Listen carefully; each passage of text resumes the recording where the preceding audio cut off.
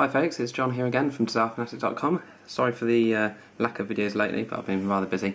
I'd just like to say thank you first of all to my first 100 followers. I did do a little dance. I didn't record it sadly, so you'll just have to believe me on that one. Now today I'm just going to be comparing the two HTC Desire phones, my new HTC Desire S on the right here and my old HTC Desire on the left. Now, what I'm first going to show you is the boot up time. Now, the Desire S has a bit more memory, a slightly improved model of the 1 GHz processor, and as you'll see, it very nicely boots up quite a bit quicker than the old HTC Desire here. Now, it's not quite a fair test because I'm not running the HTC ROM on here. As you can see, it's a Leadroid ROM, but it gives you an idea as to the speed of the new device.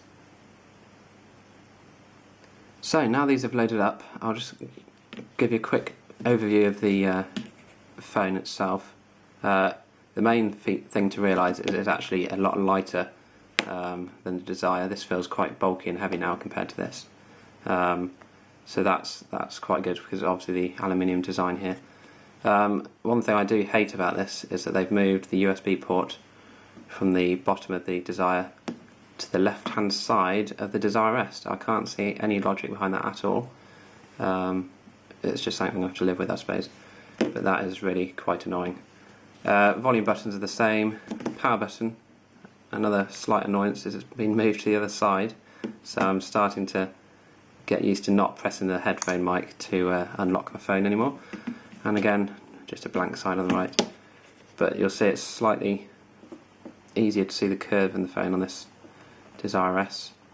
The only removable bit now is this bottom bit here, which allows you access to the battery, and under here access to the memory card and the SIM card. So that's another issue I may have with that, is that the battery being under all this aluminium like this, getting an extended battery in there is going to be pretty hard work. Well, it's not hard work, it's just you won't be able to have the huge Mugen battery that I had in the back of this while I was doing my test. Okay, now that I'm happy that the Desire has loaded up fully, I'm going to start the benchmark quadrant app, so we'll just see what happens here.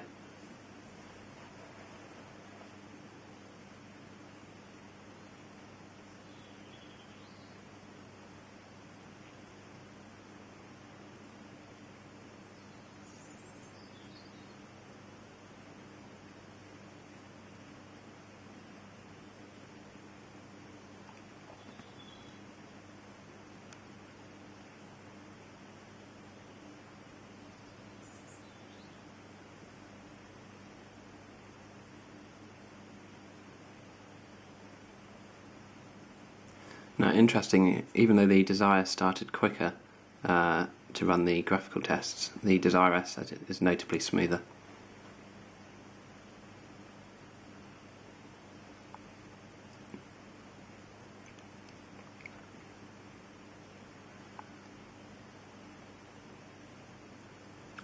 Okay, so it looks like the Desire actually scored lower, sorry, the Desire S scored lower on this occasion.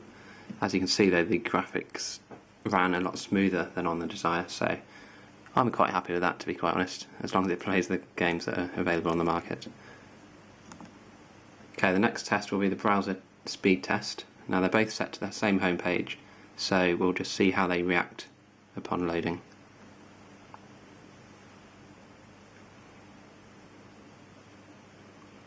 Desire S loaded, and now the Desire's loaded. So if we click around on a few links, you'll get to see the general idea of which renders first. Again, the Desire S. Play a video. The premium unibody construction looks great and feels solid in your hand, while still keeping the weight to less than a paperback book. Plus, it does most things your PC can and more. The other thing to notice Introducing the HTC Fly is when flash is on a page, the the sort of scrolling on the Desire was quite jerky, as you can see here. With the Desire S, it's a lot less jerky. Now they've both got Flash 10.3 installed, so it's all up to date. But you can see quite a big difference here.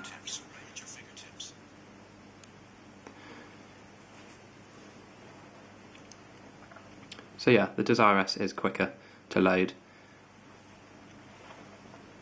What you may notice is the screen difference here. They're both on full brightness. The Desire looks slightly whiter from that angle, but they're actually pretty much the same whiteness.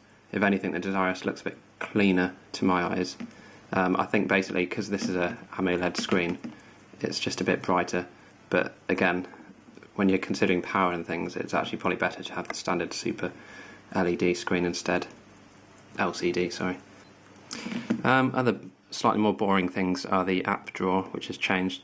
So you've probably seen this on other videos. You now get a page of apps at a time. So slide up or down, it'll go to the next sort of position on the scroll bar here.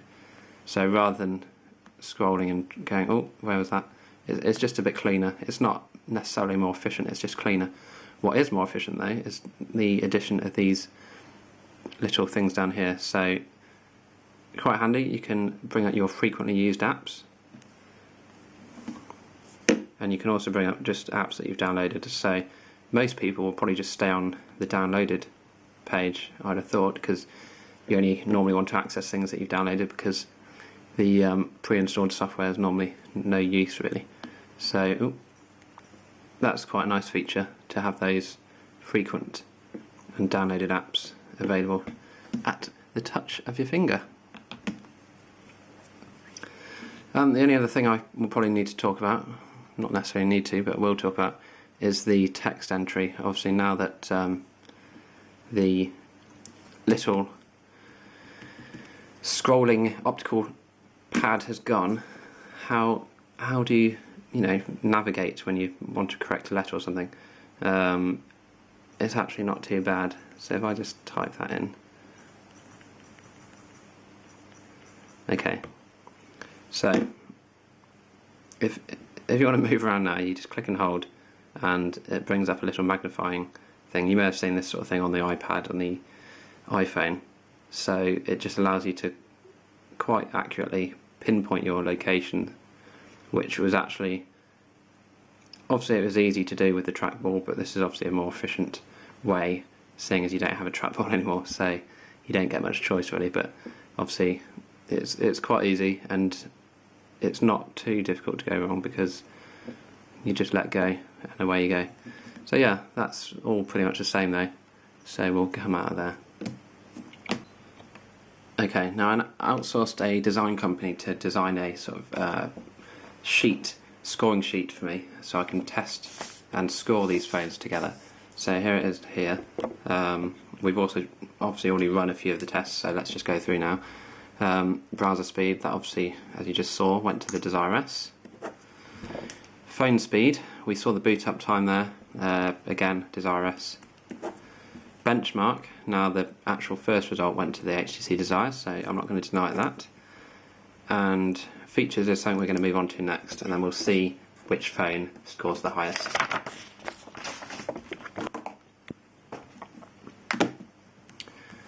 So, features. Obviously this is running Gingerbread, so it's got a few more nuts and bolts, shall we say. I'll just look at my notes here. First thing we can look at, which quite a few people asked for actually, is the calendar application to see whether it's been improved. I'd say it has been improved. Not a huge amount, but there's some nice new features in there, such as if we go to the agenda view, it will integrate with your Facebook a bit better, so you can actually see here, you get pictures and other bits and pieces on your calendar, which is always nice.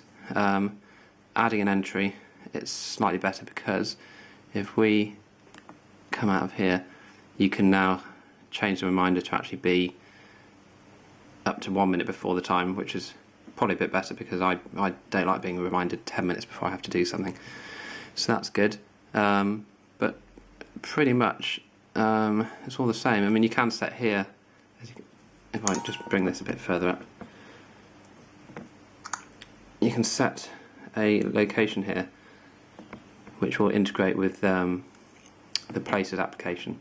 So if you wanted to send someone an invite to somewhere, you could then send them the coordinates as well, and they would get that in the calendar, and they'd be pretty chuffed, I'm sure, to receive your GPS coordinates. So that's the calendar. Sorry, I keep forgetting that this is a hard button now because I'm used to the touch sensitive buttons. The other settings that you may want to know about, if we go into settings here, in the call settings, although I can't activate it on this phone because I haven't got a SIM card in, you can now have SIP dialing integrated into the phone itself rather than using a third-party app. So if you've got a SIP account with your ISP or someone, you can now make and receive calls, natively from the phone itself. So you can tell it to only receive incoming calls, you can tell it to receive incoming calls, which means it will stay constantly connected to your SIP server and therefore drain the battery quite a lot. But I'm not sure how many people do use SIP accounts, but I know at work we've got one, so I will find that quite useful, I'm sure. The other new feature quickly is this power option here. So if I can get the camera in a decent place, I can't seem to. Okay, so what you can do here is enable the power saver, which means when the phone hits a certain percentage of battery, say here 15% at the moment, the phone will automatically start shutting things down and turning off features. So we have a look at what you can do. You can tell it to turn off your mobile data connection, turn off Wi-Fi, turn off Bluetooth. You can get it to adjust the screen brightness, so I've got it to set down to the minimum here, and it will also change the screen timeout and disable animations and feedback, which, if you recall, are all the handy tips I put in my battery saving video a while back. So that's quite a nice feature because that will automatically happen now when the phone battery is low. This is the fast boot feature which I was talking about earlier, which sends the phone to a very hibernated state in order to boot a lot quicker.